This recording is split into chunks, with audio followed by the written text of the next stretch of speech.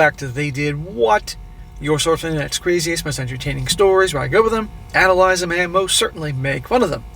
Today I give you a story titled, My Girlfriend Told Me She Was Pregnant, so I had arranged to move all her stuff out behind her back. And a shout out to Mr. Arkansas for sending in this story. And guys, like the title says, this is about a guy who finds out his girlfriend cheated on him, and he handles it like an absolute boss. And you may say, well, how would he know? Maybe that's his kid. Well, you're going to see our guy from the get-go early on made it clear to her, I don't want kids. Zero confusion. And, by the way, got a vasectomy. So, it'd be kind of obvious that if she gets pregnant, she's cheating. But she's a bonehead.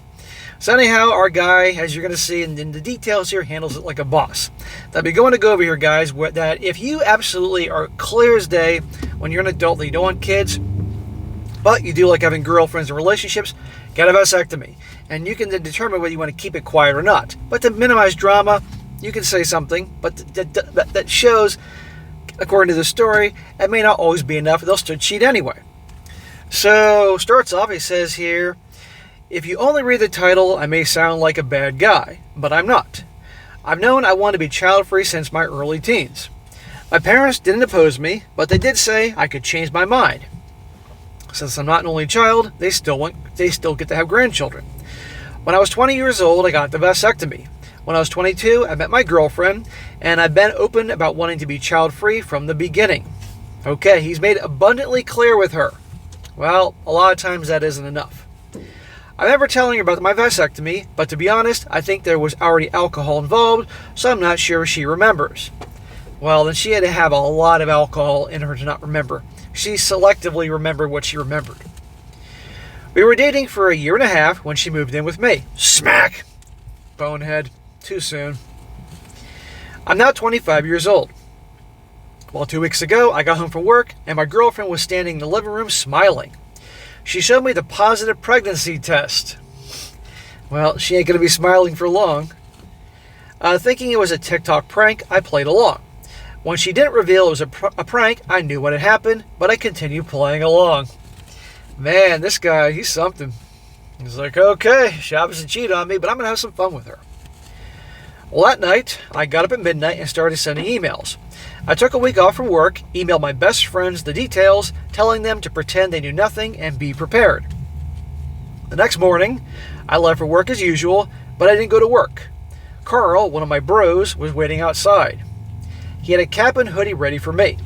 The whole week, we followed Katie, and on day 3, she met up with her affair partner. We followed them to a motel, and then Carl followed him to his home. The guy was married with kids. It's bad enough she's cheating on her guy here, but she actually is cheating on a guy with kids, married and kids.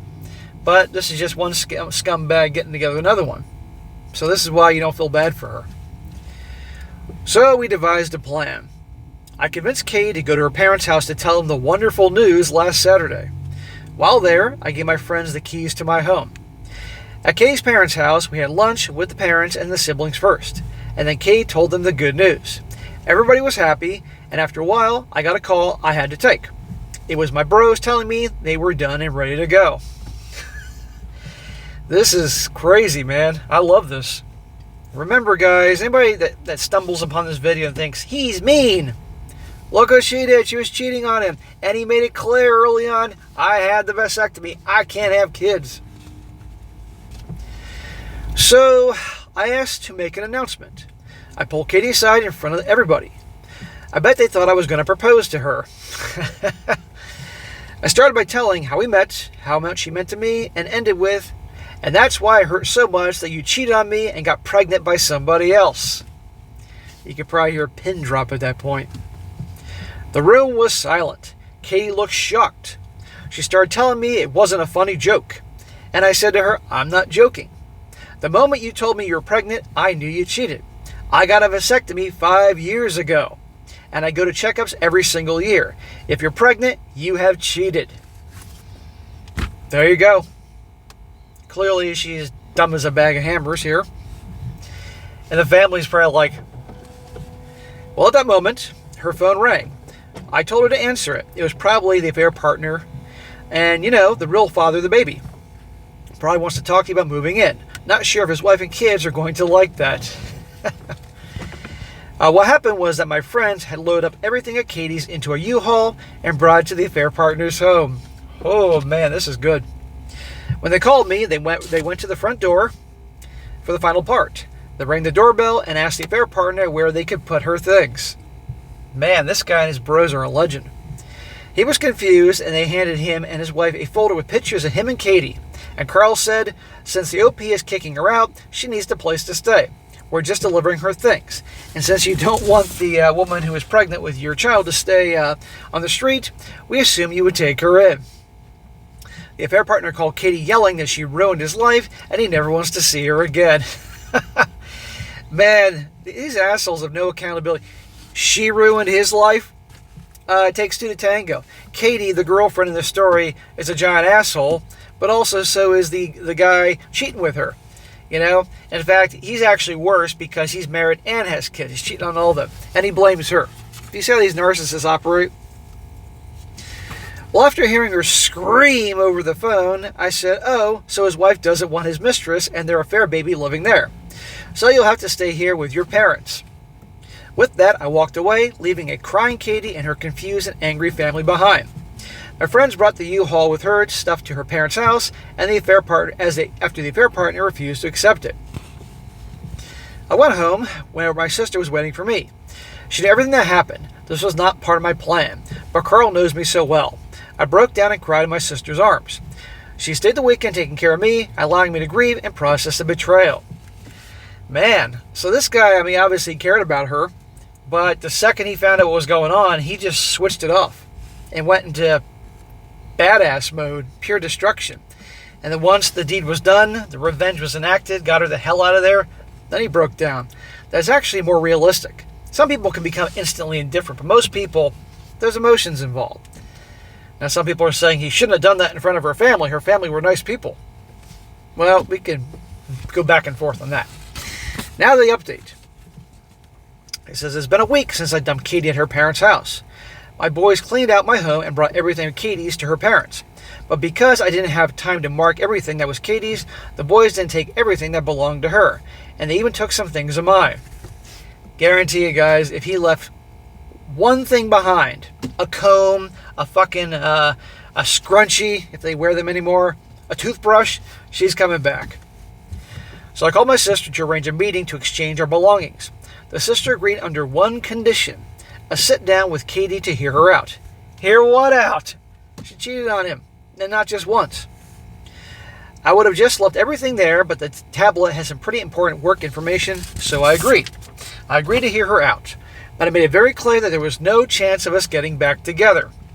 Yeah, well, you made it clear that you had a vasectomy 5 years ago, and clearly that went in one ear out the other. Well, Katie was a shadow of her former self. She started with small talk, but I quickly told her I wasn't there for that. She wanted to apologize. Here is where I almost lost it.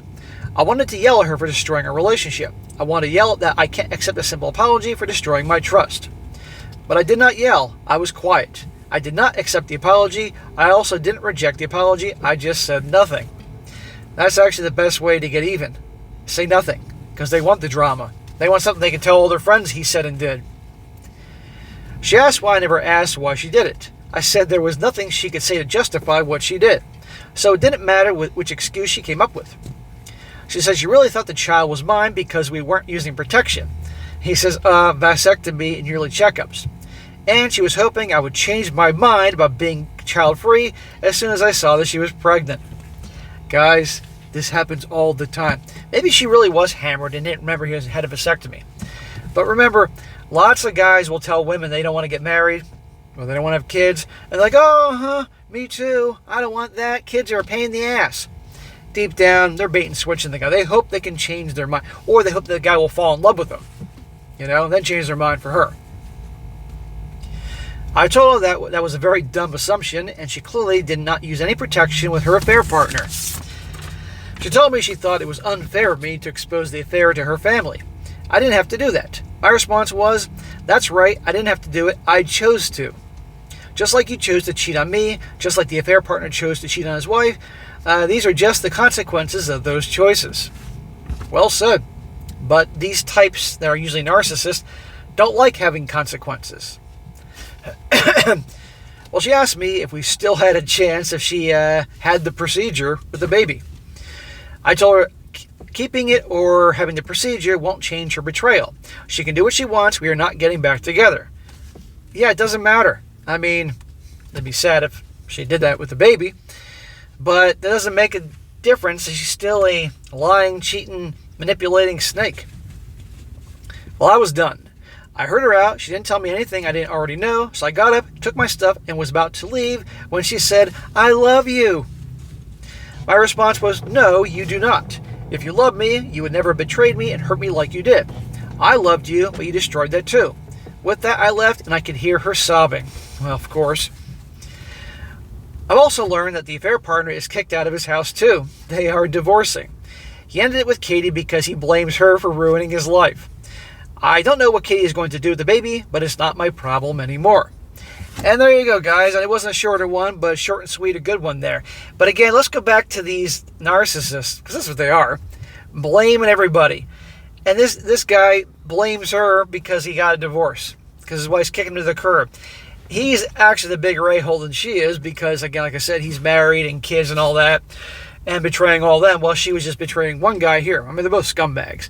And he's blaming her. And I love the fact that he kicks her to the curb. Now she's stuck with her family. Her family can deal with her.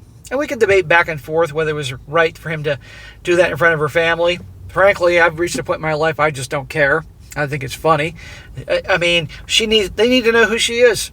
Because what would happen is if he didn't do that, even if he told them, still, she could paint the narrative that he's the bad guy here. She had to cheat because he was such a jerk, or all sorts of web of lies.